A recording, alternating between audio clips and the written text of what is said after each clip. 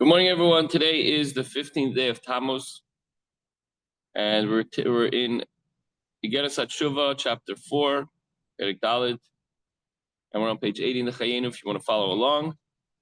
Today's lesson, mapping the divine soul structure to reflect its source. What does this mean? Veda Indian to explain what characteristics of the neshama also characterize Havaya, the four-letter name of Hashem. We say that we have a portion of Hashem inside of us. How do we explain that? And answer to this question, the Alter Rebbe explains that just as the 10 spheres are included within the Yud Kei Vav Kei, so too are the 10 corresponding faculties that are intrinsic to the neshama.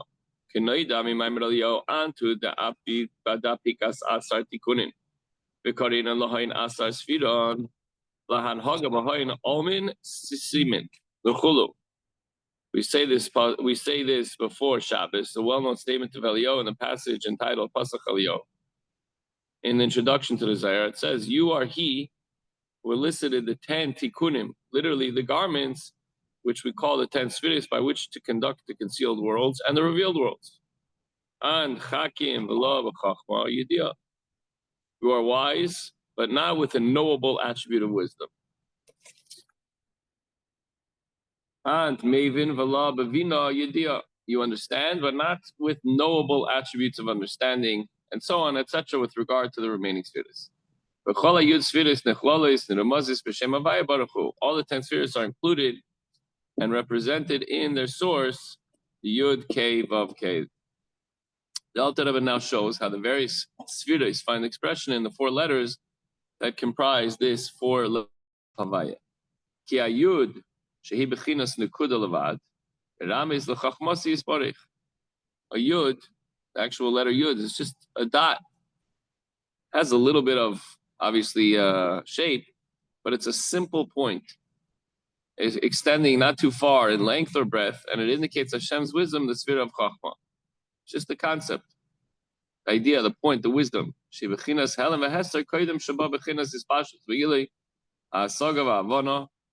When it's just the point, everything is hidden and concealed before it develops and expands.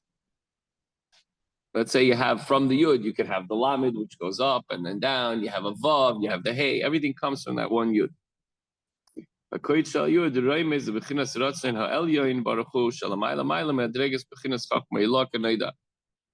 thorn, the little tip on top of the Yud, indicates the supreme wisdom in parentheses.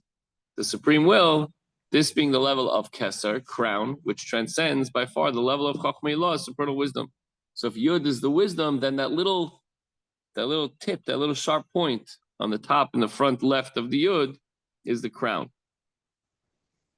And that transcends the Chachma. And the seminal point of Chachma is eventually amplified and revealed as something comprehensible to the concealed worlds. When it descends to the level and sphere of Bina,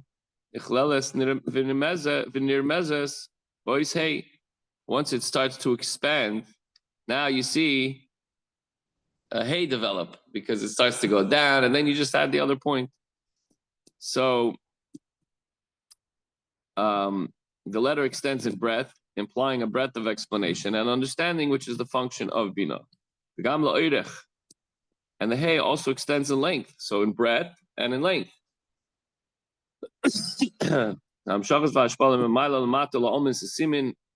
Indicates an extension and a flow that comes downward into the concealed worlds. So the hidden worlds are nourished from the level of Bina so that they may have an understanding of godliness. In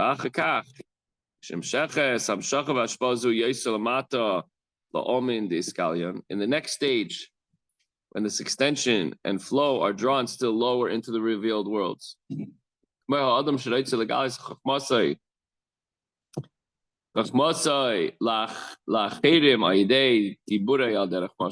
So, for example, a person wants to reveal his thoughts to a friend through speech. This extension is contained and represented in the second Hey and the Vav and the second Hey of the four letters Yud Kei Vav Kei. For the letter Vav, which is shaped like a line, indicates downward extension. It's like an antenna, if you will, or some kind of a channel that brings the energy and the godliness down into the next level. There's another connection between this stage and the letter Vav.